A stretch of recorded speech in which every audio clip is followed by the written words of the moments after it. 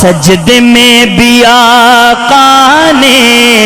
سجدے میں بھی آقا نے پیٹھ پر بٹھا، آقا کے نواسوں نے۔ اگر آپ سننا چاہتے ہیں تو پھر میں سنا دیتا ہوں بھائی، چلے میں پوچھ لیتا ہوں، جو سننا چاہتے ہیں وہ کہیں ذرا سبحان اللہ۔ آقا کے نواسوں نے شان اعلی پایا ہے،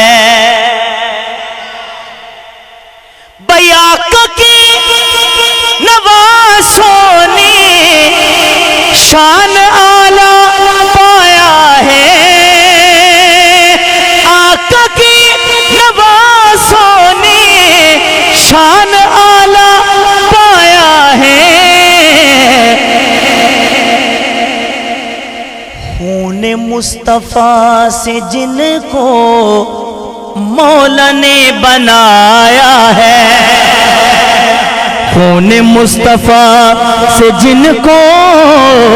مولا نے بنایا ہے۔ اور اہل بیت دے دیوانے ہو توجہ کرنا ذرا، کھیل کا میدان ان کا تھا وہ گودیے مصطفیٰ، تھوڑا اور بلند آواز نہ، یہ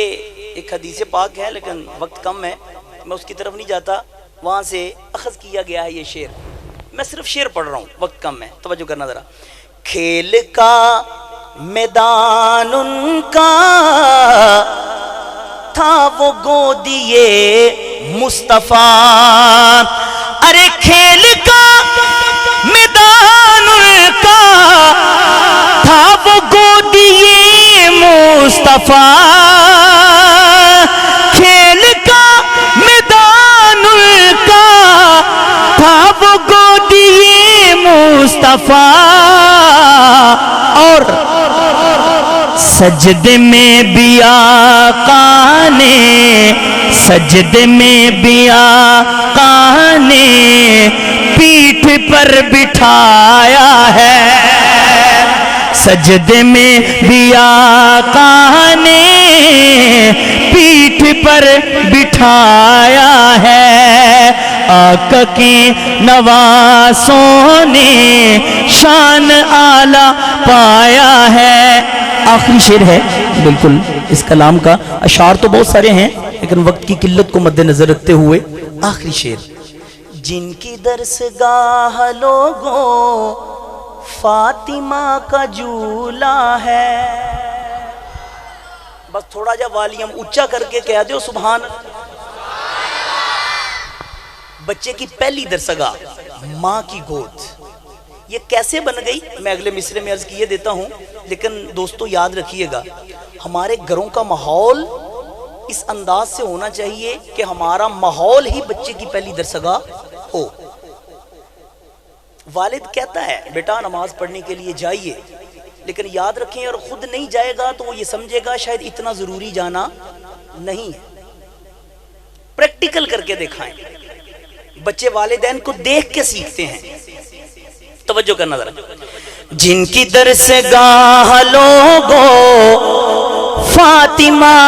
کا جھولا ہے، جن کی درسگاہ لوگوں فاطمہ کا جھولا ہے، جن کی درسگاہ لوگوں فاطمہ کا جھولا ہے، کیسے؟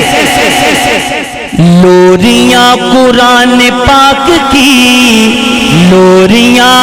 قرآن پاک کی پڑھ کے جو جلایا ہے، لوریاں قرآن پاک کی پڑھ کے جو جلایا ہے، آقا کے نواسوں نے شان اعلی پایا ہے، خون مصطفیٰ سے جن کو